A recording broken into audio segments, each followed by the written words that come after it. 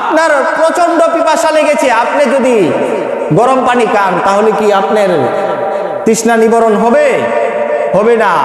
জাহান্নামীরা জাহান্নামের দহন যন্ত্রণা ভোগ করতে করতে যখন পিপাসায় কাতর হয়ে যাবে, তাদের অন্তরটা বেকুল হয়ে যাবে ঠান্ডা পানির জন্য, কিন্তু তাদেরকে ঠান্ডা পানি দেওয়া হবে না, তাদেরকে দেওয়া হবে গরম পানি এবং প্রবাহিত পুজ।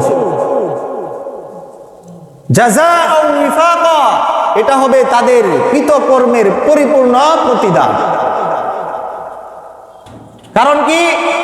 ইন্নাহুম কানু লা ইয়ারজুনা হিসাবা, মৃত্যুর পরবর্তী জীবনে যে হিসাব নিকাশ আছে, হিসাবের কাঠগড়ায় দাঁড় হতে হবে, এটার তারা আশা করত না।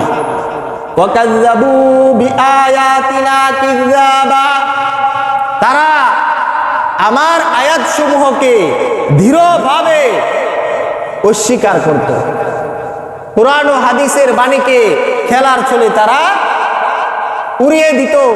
কুরআনের একটা আলোচনা হচ্ছে, কুরআনের বিধান বর্ণিত হচ্ছে, এটাকে পত্রিকার খবরের নেই মনে করে ছেড়ে দিত।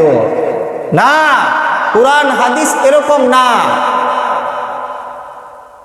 ওয়াকুল্লা শাইইন আহসাইনাহু কিতাবা, আল্লাহ তাআলা বলেন প্রতিটা জিনিস আমি সংরক্ষণ করে রেখেছি লিখিতভাবে।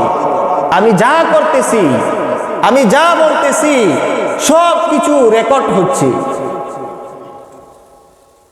শরীফ উসমান হাদিকে যে হত্যা করেছে, কত বিচক্ষণতার সাথে হত্যা করেছে, কিভাবে হত্যা করেছে এগুলো বেরিয়ে আসতেছে না?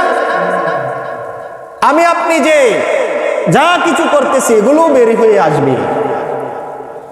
মালি হাযাল কিতাব, আমলনামা যখন আমাকে আপনাকে দেওয়া হবে, তখন আমরা বলতে থাকবো আমলনামা দেখে, মালি হাযাল কিতাব, এটা কেমন কিতাব, লা ইউগাদিরু সগীরাতান ওয়ালা কাবীরাতান ইল্লা আহসাহা, যে আমি একটা ছোট্ট গুনাহ করছিলাম এটাও দেখা যায় এখানে আছে, আমি একটা বড় গুনাহ করেছিলাম এটাও দেখা যায় এখানে সংরক্ষিত আছে।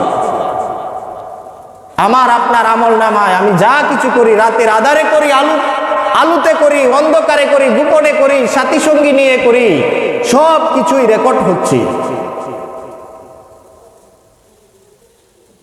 ফাযুকু ফালান নাযীদাকুম ইল্লা আযাবা, আল্লাহ তাআলা বলেন ফাযুকু, তোমরা তোমাদের কৃতকর্মের শাস্তি আস্বাদন করো। ফালান নাযীদাকুম ইল্লা আযাবা, আমি তো কেবল তোমাদের শাস্তিকেই বৃদ্ধি করব।